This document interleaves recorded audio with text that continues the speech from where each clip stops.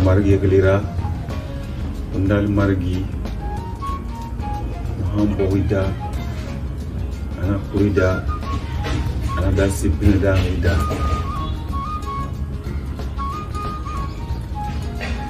baral makan di dia me fanyi birimbe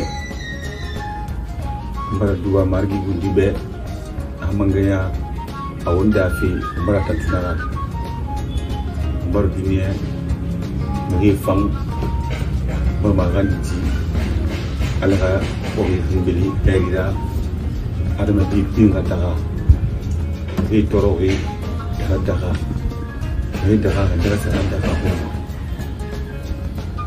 d'enfant bar duwa ni de kambe loy nan na yira lonni alaga sigarina asuri. Les grades de l'armée, le Soso est une communauté guerrière en temps de guerre et agriculteurs, sacheurs en temps de paix. En résumé, ce sont des chasseurs guerriers. L'aspect important de l'instrument culturel est le foyer perpétuel des tensions, des crises politiques, des faits de domination.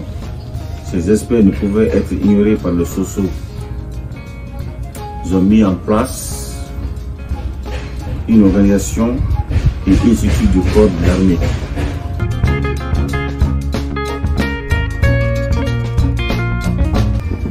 Les grâces sont par ordre croissant. Première grâce, c'est Gamba. Après Gamba, tu viens à Deraba. Après Deraba, tu viens à Kirimba. Après Kirimba, tu viens à Rumba. Après Rumba, tu viens à Sango. Après Sango, tu viens à Sanfi. Après Sanfi, tu viens à Yanfi. Après Yanfi, tu viens à Homba.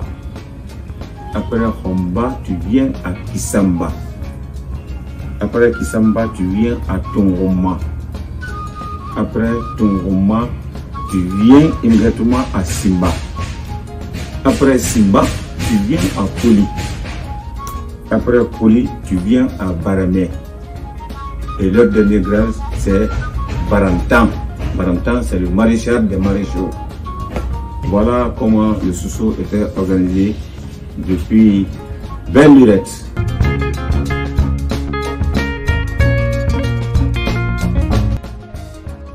Gamba, c'est le nouveau recrue, c'est lui qui est soumis à plusieurs commissions. Même aujourd'hui, le terme là existe.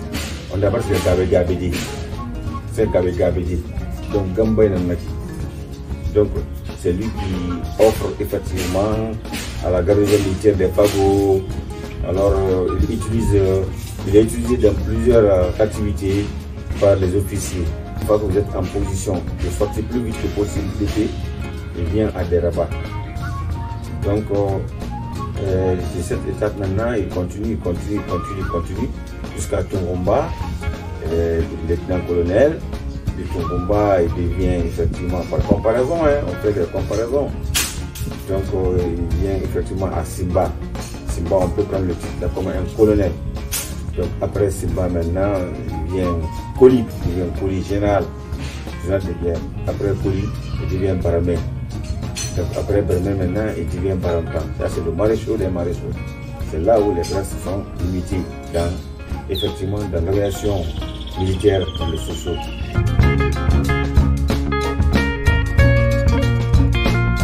Chaque communauté avait sa stratégie. Comment apprendre les gens à faire la guerre pour avoir de la victoire. Ils avaient plusieurs stratégies. Ils font des entraînements entre les montagnes, entre les vallées. Ah oui, ils font des courses. On peut même engager l'armée d'aller attraper une biche. Il court, il attrape la biche, il ramène. En ce moment, on comprend qu'il a une force vraiment physique rapide. C'est ça. Donc, c'était en ce moment, tout se faisait vraiment de manière rude. Et il faisait aussi des guerres face à face. C'est là. Donc, tout cela, c'était des entraînements. Donc on prépare les hommes pour qu'ils puissent défendre leur patrie.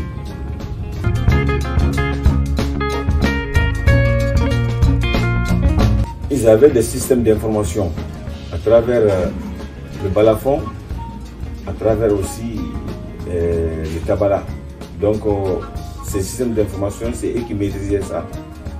Ils savaient qu'à tel nombre de coups retentis faisaient appel effectivement au regroupement.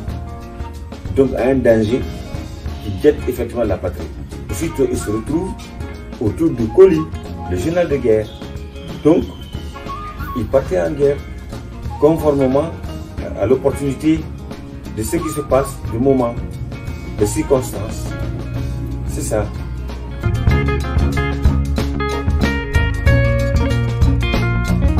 Oui, les jeudis.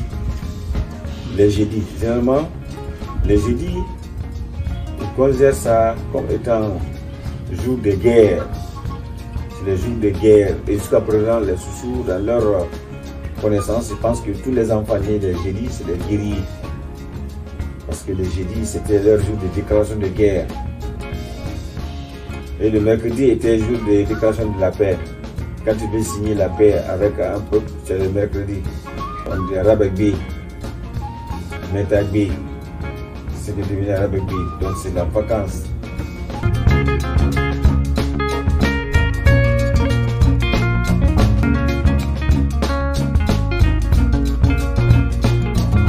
Pour l'enseignement de l'AGA, la réussite est une question de mentalité.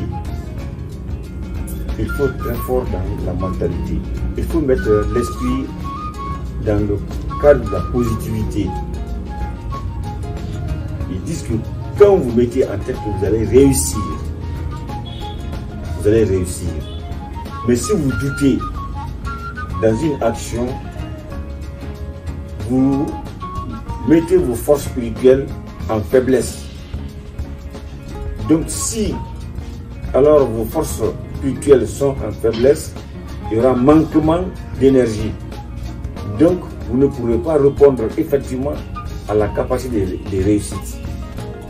Mais si vous mettez en tête que vous allez réussir dans une activité, vous partez dans un combat, vous allez réussir, certes, vous avez les 90% de chances de réussir.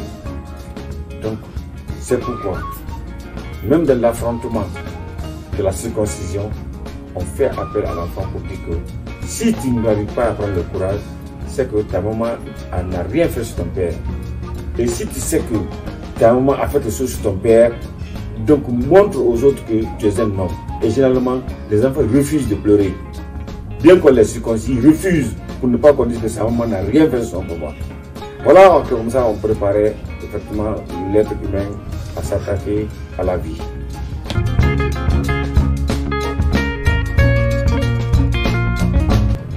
La notion d'échec vient de l'esprit. Ils refusent que la peur incarne l'homme. Pour eux, c'est la peur qui est à l'actif de l'échec de l'être humain. Quand vous avez peur de mourir, vous allez échouer sur terre. Quand vous avez peur de faire telle activité, vous allez échouer sur terre.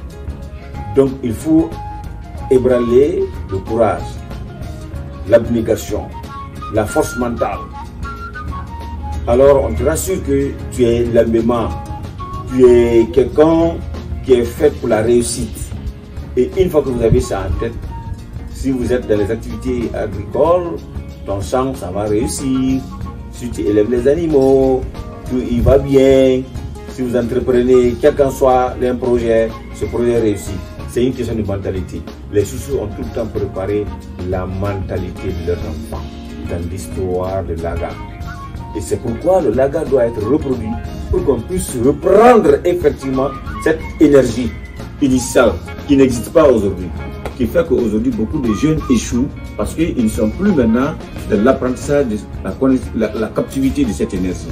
Donc il faut préparer mentalement une personne pour qu'il puisse réussir. Si mentalement il est faible, il ne pourra pas réussir. Voilà l'histoire du peuple Soussou.